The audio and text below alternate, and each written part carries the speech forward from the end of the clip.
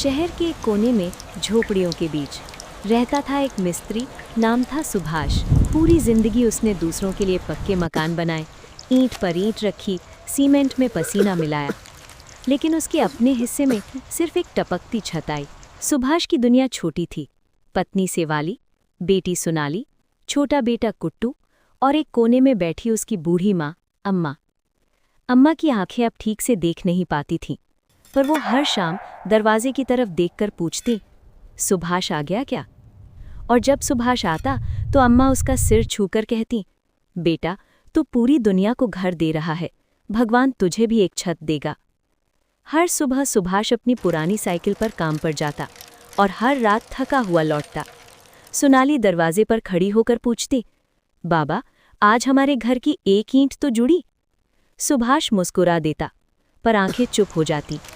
सेवाली धीरे से कहती, आपकी माँ अब ठंड सह नहीं पाती, कम से कम उनके लिए एक पक्का कमरा तो बना लीजिए। सुभाष चुप रह जाता। एक बरसात की रात थी।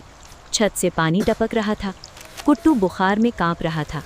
सोनाली पुराने अखबार से पानी रोकने की कोशिश कर रही थी और अम्मा खांसते हुए बोली, बेटा, अगर कल मैं ना रहूं तो मुझे किसी पक्के कमरे में सुलाना।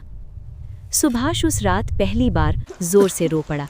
उसने माँ के पैर पकड़कर कहा, अम्मा, मैंने महलों की नींव रखी, पर आपको जमीन तक नहीं दे पाया। अगले दिन वो उसी निर्माण स्थल पर गया जहां सालों से काम करता था। मालिक से बोला, साहब, इस बार पैसे नहीं, बस कुछ बची ईंटें और थोड़ा सीमेंट दे दीजिए, मेरी माँ के लिए एक कमरा बना लूं। मालिक देर तक चुप रहा, फिर बोला, सुभाष, तूने मेरे लिए 10 घर बनाए हैं, आज अपना बनाना शुरू कर। कई महीनों तक सुभाष ने रात में काम किया, बिना मजदूरी, बिना आराम।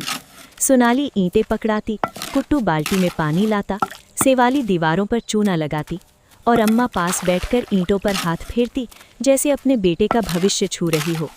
और एक दिन झोपड़ी की जगह खड़ा था एक छोटा सा पक्का घर, 2 कमरे, 1 रसोई और सबसे कीमती जगह अम्मा का छोटा सा कमरा। अम्मा ने उस कमरे में कदम रखा, मिट्टी की जमीन को माथे से लगाया और बोली, आज मेरी जिंदगी पूरी हो गई बेटा। सोनाली ने दीवार पर लिखा, ये घर ईंटों से नहीं, बाबा के पसीने और अम्मा की दुआओं से बना है। सुभाष उस दिन